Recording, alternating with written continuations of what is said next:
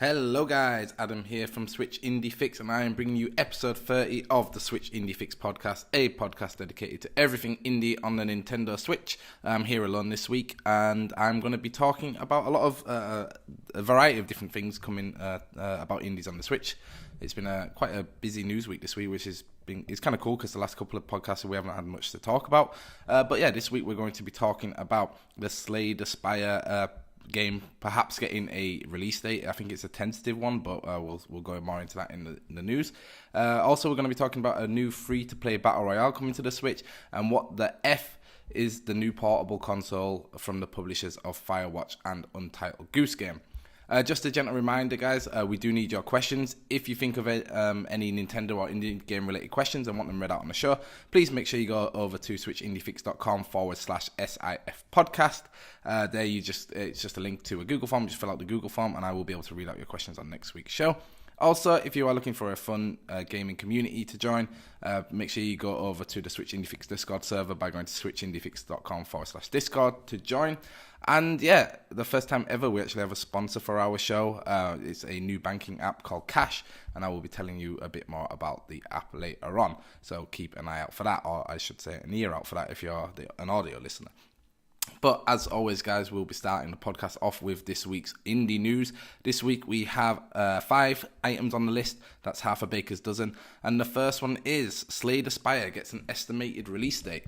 And funnily enough, I actually saw this by the truly amazing Benji Kong on Twitter. He posted a picture of the Nintendo eShop, saying that it has that Slay the Spire has an expected release date of June 6th, 2019. So which is, I believe, in about a week's time. I'm recording on May 28th. So, yeah, it's a very highly anticipated game, Slay the Spire. I know I've been looking forward to it for a long time. It's definitely one of these, like, key indie games that have been out on Steam for a couple of years that I've been hoping and waiting I've been waiting for to come to the Switch. It's we heard about it a long while ago in a direct or an indie showcase that the game would be coming. Then I think the ports for the other consoles, so for PlayStation and the Switch, had some problems, and they pushed back their expected release dates for that. I know if you want more coverage, Paul at Switched On, he does a lot of Slay the Spire stuff. I already saw he put a video up, so that's definitely worth checking out on YouTube.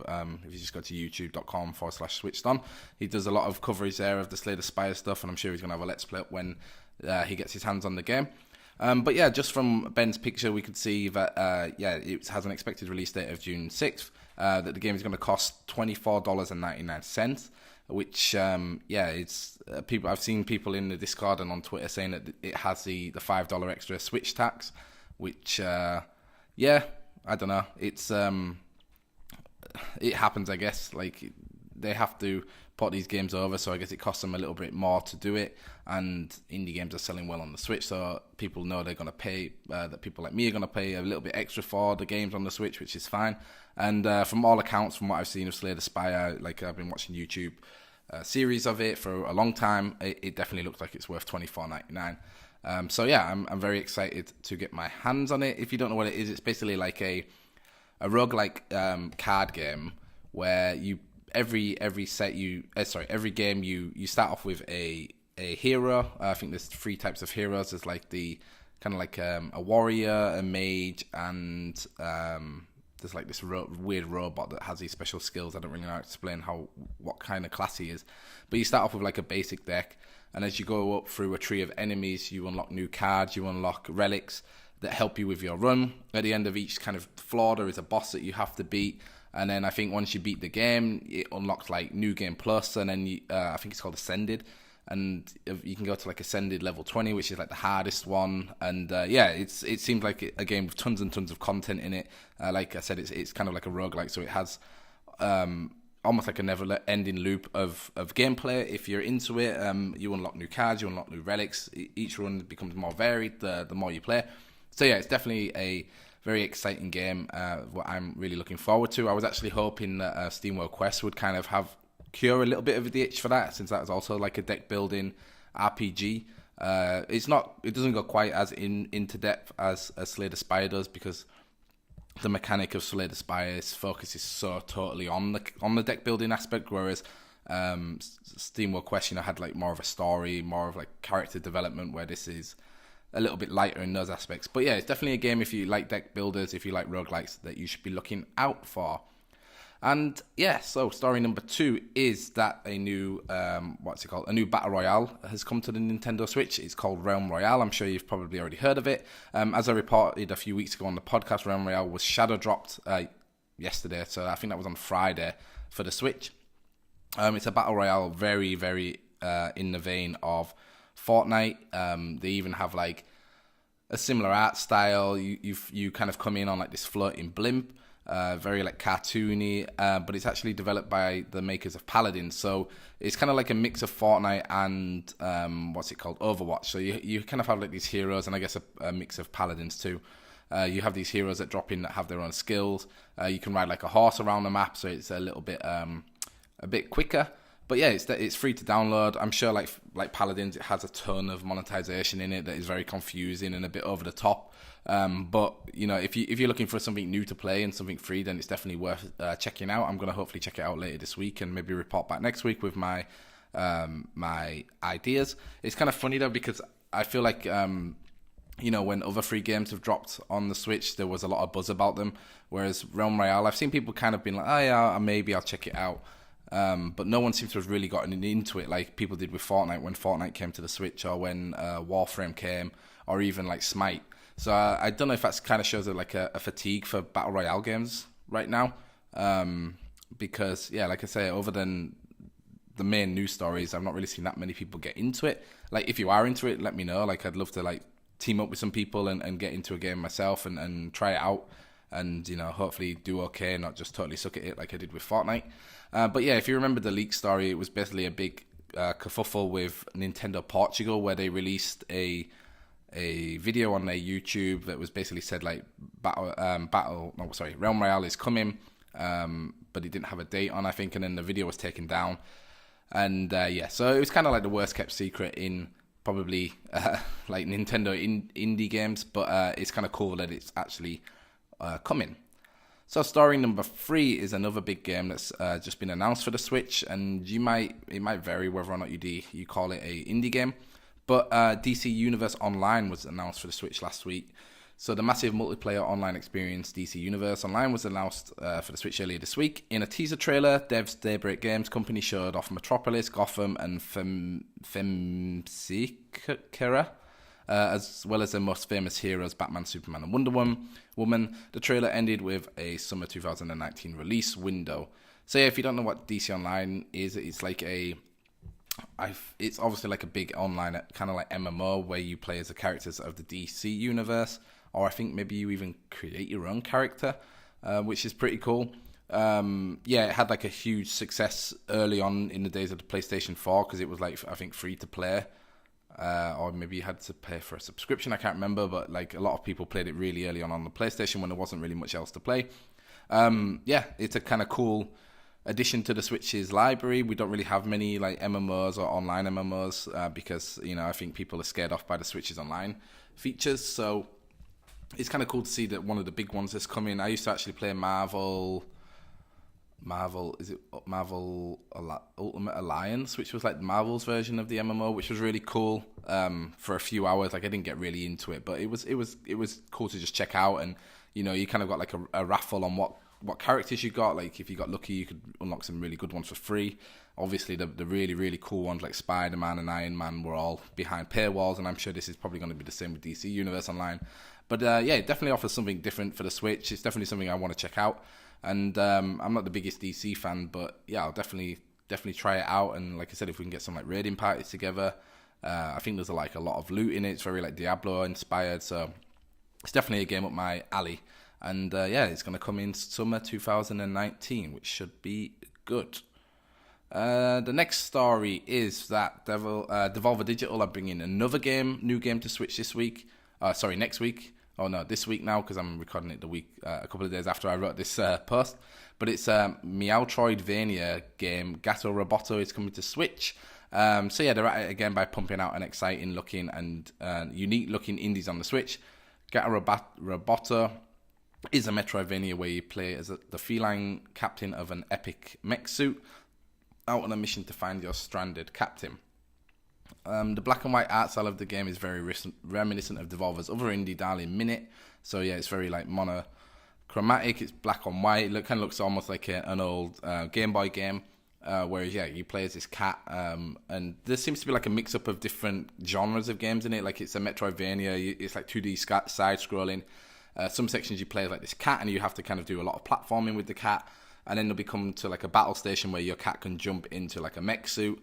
It appears like there's lots of different types of mech suit, and it also like mixes up the combat. So there's somewhere it kind of looks a bit like run and gun. There's also like almost Mega Man type like boss battles, which look really cool. And then there's also some 2D side scrolling shooters. So yeah, it definitely looks like they've taken a lot of different inspirations from different games. As always, yeah, like I said, Devolver, they have an eye for finding these unique, different looking indie games. This is definitely one of them. And yeah, if you don't know what Minute is, you should definitely go check out our review of it on switchindiefix.com. That again was like a very unique take on the Legend of Zelda series. But yeah, the release date for the game is May 30th, so that's on Thursday this week. The game will cost $7.99, but if you pre-order it, you can save 15%. So if you are a Devolver fan and you do like Metroidvanias, then this might be one that you want to get in on early, and you can save yourself 15%. So the final main news story this week is that Mutant Dawn Zero is delayed on Switch. So the part of the XCOM XCOM kind of grid-based, turn-based strategy game has been delayed from June 25th to July 30th. A piece of good news, however, is that we did get to see the new Seeds of DLC, Seeds of Evil DLC, I mean. So the Seeds of Evil DLC is going to be priced at $15 for anyone who already owns the base game. The digital deluxe edition of the game, however, is the base game, and the expansion will sell for $40, which is what the Switch version is priced at. So hopefully the Switch version will include the DLC. I think it would be a bit of an annoying move if the devs just put the base game out for $40 and didn't include this DLC. Like when I first saw this story, I thought maybe that's why it's been delayed, so they can add it all in and sell it as like a bundle.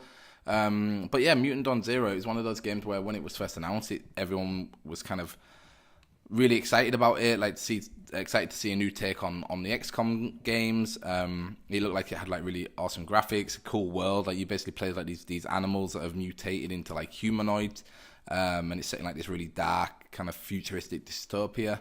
So yeah, it's definitely a game I think I'd be interested in. I don't know.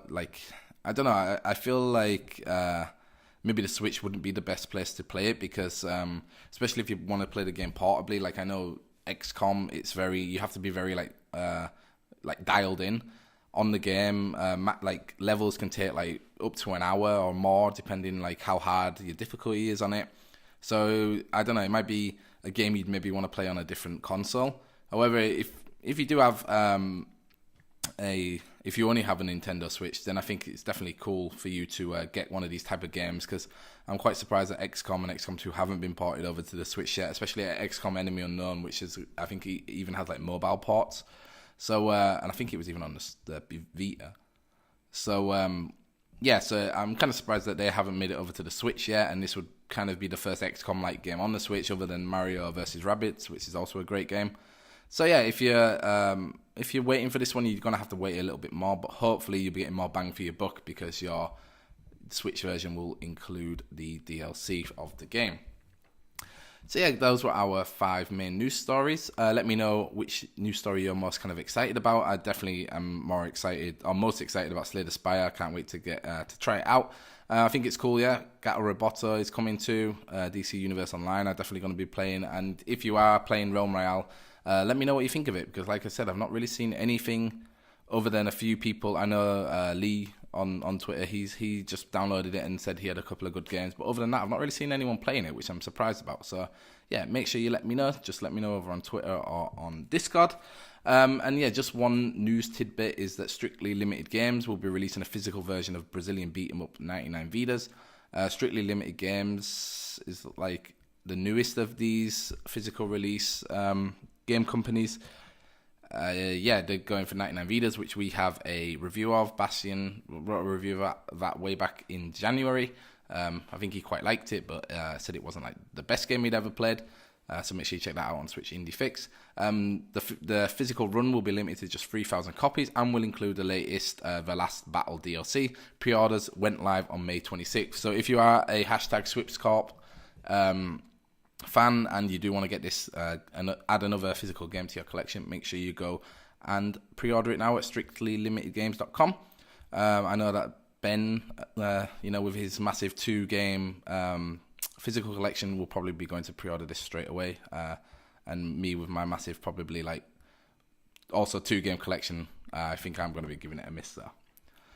So, section 2 this week is going to be a little bit different. First, I'm going to talk about a game called Dawn of Survivors, and then we have a question about this new kind of funky portable console that was announced last week. So, first, Dawn of Survivors. I just want to give my first impressions, like I kind of always do. So, yeah, Dawn of Survivors, it's a kind of zombie apocalypse game, mixing with like it's almost like a loot 'em up as well, where you basically awaken in this laboratory, everything's gone awry, there's these zombies, you escape the laboratory, you find like this car with items in it, and then you are kind of left to explore the world that is in Dawn of Survivors. My first impressions were good. Like, the game is very cheap. Like, I think it's like $3 on the US eShop, and it also is always online. So it's kind of like interesting that it's such a cheap game and it's an online game.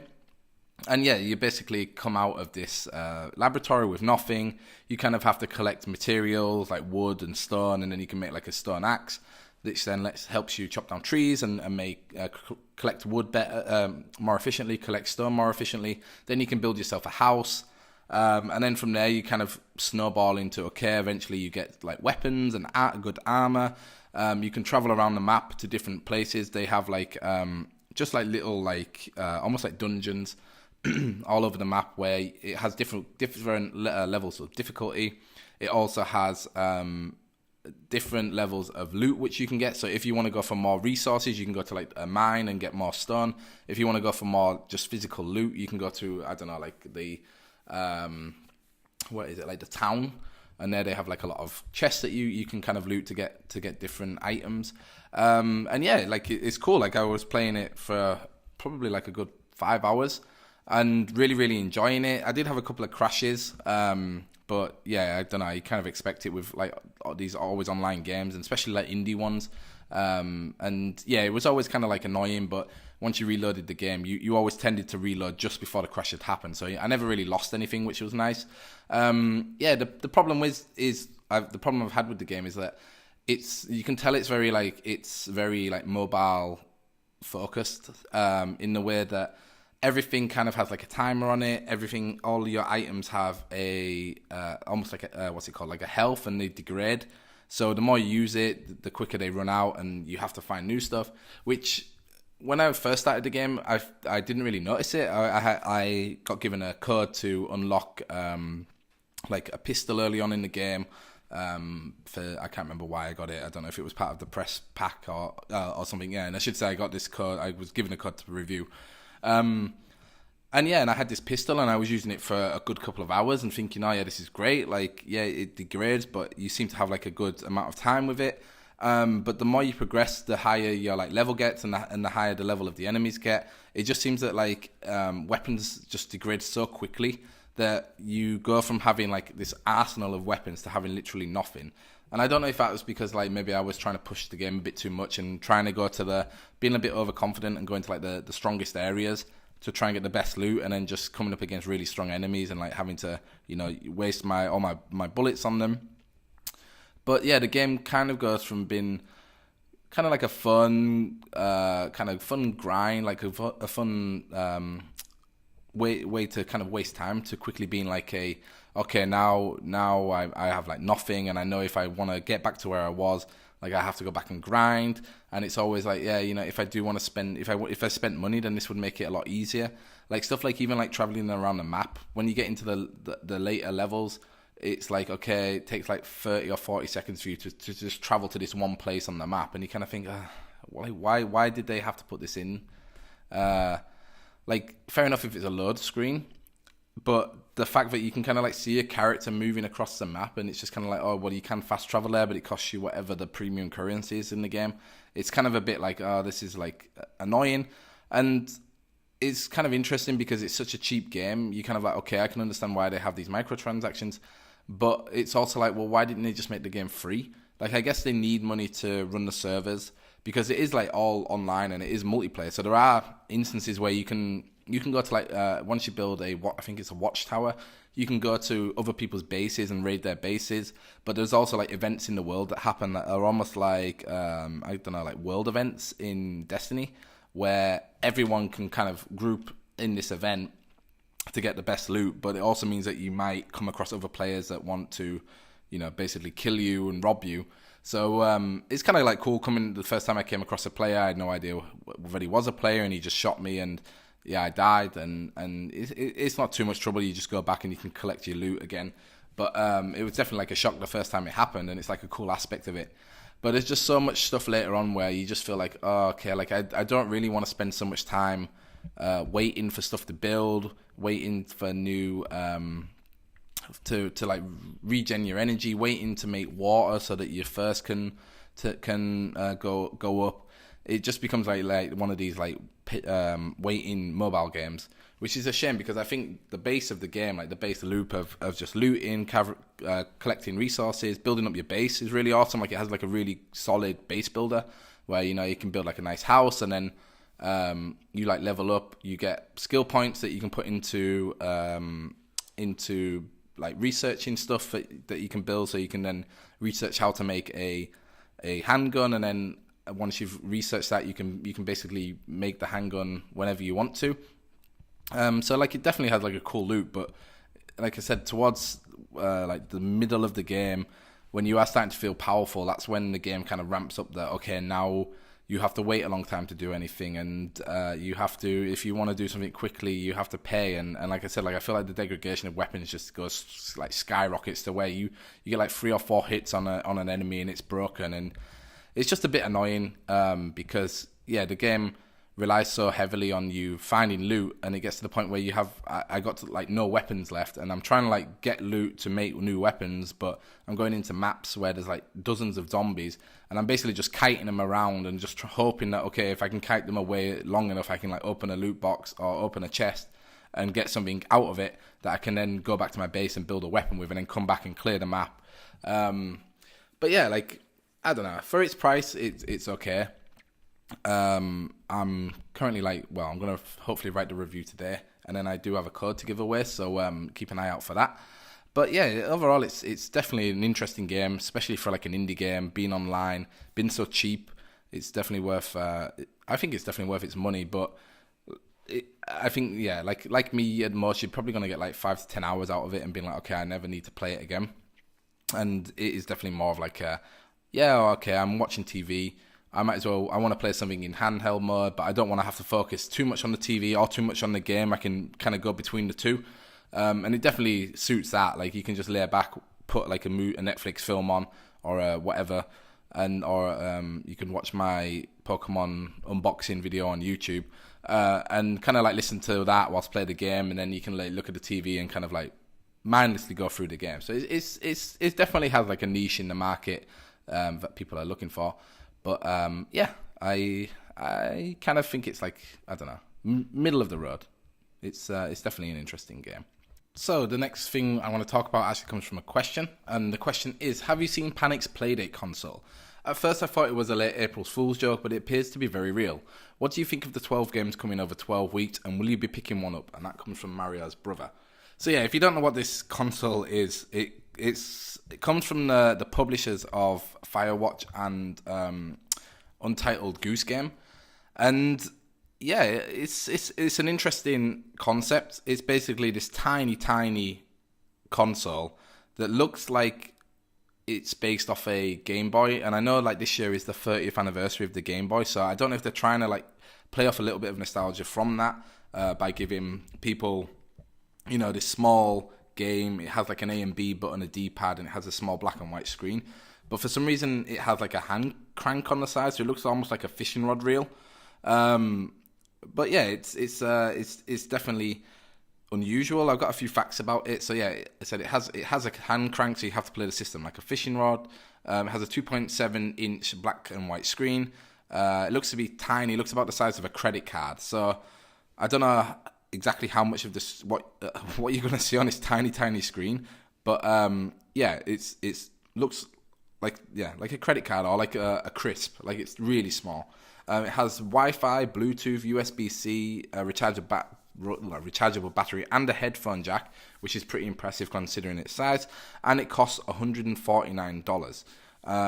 So yeah, it seems to be kind of like a gimmick, and I think Panic are trying to hope that the kind of like quirkiness of it, the nostalgia for the Game Boy, and I think the games that are going to be coming with it are enough to maybe sell it for that price. I think the price is really high for this little console.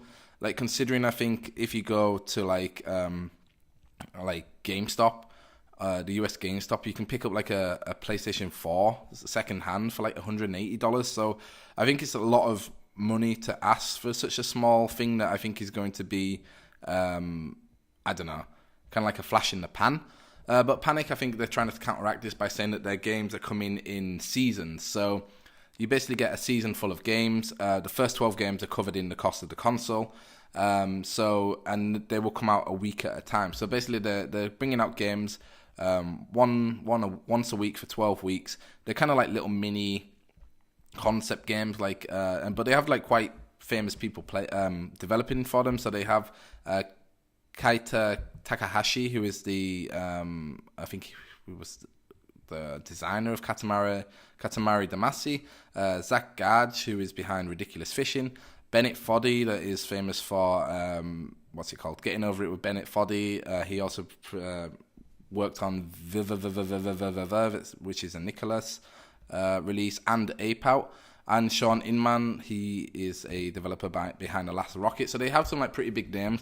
The first game they showed off was the Kaita Takahashi game, which is basically, I've forgotten the name of it, but it's basically like you are playing as a robot and you use the hand crank to move the robot across the screen. So you basically spin the crank quickly, the robot moves from left to right, and he will come across little obstacles. So one that they showed was basically he walks up to a flower, smells a flower, and then you keep cranking the crank, and all of a sudden a bee will come. And if the bee hits him, that's game over. So what you have to do is you kind of like have to maneuver the robot with the crank. You can also like rewind him. So it's about like making him hit the flower, rewind a little bit so the bee's trajectory is just off the robot. So that when you crank forward again, the bee will miss him. And it's kind of like like I don't know, like in most puzzle games where you kind of are having to maneuver your character out of the way of this bee, basically. And like it definitely looks interesting. Like I said, it kind of looks a bit like a gimmick with this crank. Like I said, the games are going to be coming out 12 games over 12 weeks. That's the first season, and then I assume if the console is successful, they'll be bringing out more games in over various seasons. Yeah, I don't know. Like I don't know. Like my main I think it looks really cool. Like my main sticking point is the price. Like I just don't understand. Like it does have a lot of cool stuff in there, like the Wi-Fi, the Bluetooth, the USB-C. But I just think it's so expensive for what it is. For something that you might play maybe for a couple of months at most. And these games, I can't see them being massive games. Like maybe just not even like games, but like experiences. Just something that you can play once and then you never have to go back and play it again. Just to get like the quirkiness of using the hand crank. And yeah, I just think it's really expensive. Like the 12 games, if you say like each game is, I don't know, worth maybe $5, and you think, okay, that kind of evens out the price a little bit. But from what I've seen of the first one, I'm kind of like, yeah, it feels like a game that's probably going to be like 10 minutes, and like I said, just something that you play once. So yeah, it's definitely interesting. Do I think I'll be buying one? No. I think the only way I would buy one if it was like the case of the PlayStation 1 Mini, where it comes out totally overpriced. The market kind of reacts to that by no one buying it, and then Sony had to maneuver and slash the price by 70%. And even then, yeah, I still didn't buy one of those. But this thing, if it came down to like, I don't know, like $60, I'd be like, oh yeah, that's cool. Like, it just seems to be a bit like a hipster kind of thing, where, you know, like the most niche gamers are like, oh yeah, this is really cool, I just want to own one for the sake of owning one, and kind of like show off that I have one, which, to be honest, might be a reason why I might buy it. But like I said, it's definitely not something I'm going to be picking up for $149, and that is about £118 for you in the UK, and I guess euros, it's probably like 140 euros. So yeah, there's a lot more I'd rather save the money for, especially if we're getting like another edition of the Switch this year, or even like a Pokemon Sword and Shield version of the Switch. I'd definitely rather save like half of the money towards that than buy one of these little consoles. But anyway, thanks Mario's brother for the question. That was something kind of cool to talk about for a little bit in our conversation section. And yeah, so moving on to the last section is our question section. But first, I want to tell you about Cash. So, are you sick of getting next to no interest on your savings from your traditional bank? Well, the Cash Wallet aims to revolutionize banking by giving normal, everyday people like us a monthly 1% interest on our savings. Yes, that's 1% a month. If you want to make your pennies count and want to pick up that next indie game a little quicker, then go to thecashwallet.com, and that's spelled so the and then Cash is spelled CACHE, and then wallet WALLET.com, and join the waiting list for the banking app, which is arriving in June. Yeah, that kind of offer seems very unbelievable that they're giving users 1% a month.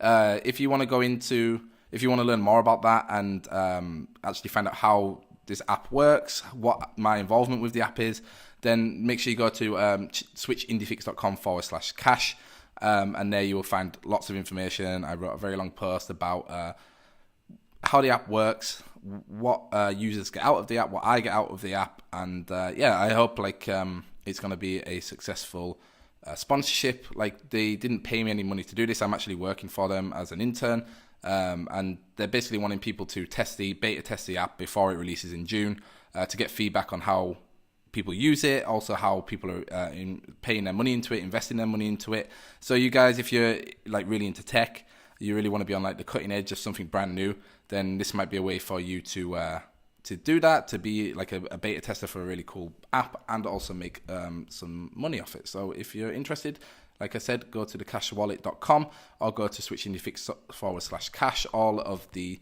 links will be in the description. And yeah, the podcast is also brought to you by the Switch IndieFix Discord. So if you want to join the conversation and talk about all things indie on the Nintendo Switch, come over and join the Switch IndieFix Discord at switchindiefix/Discord.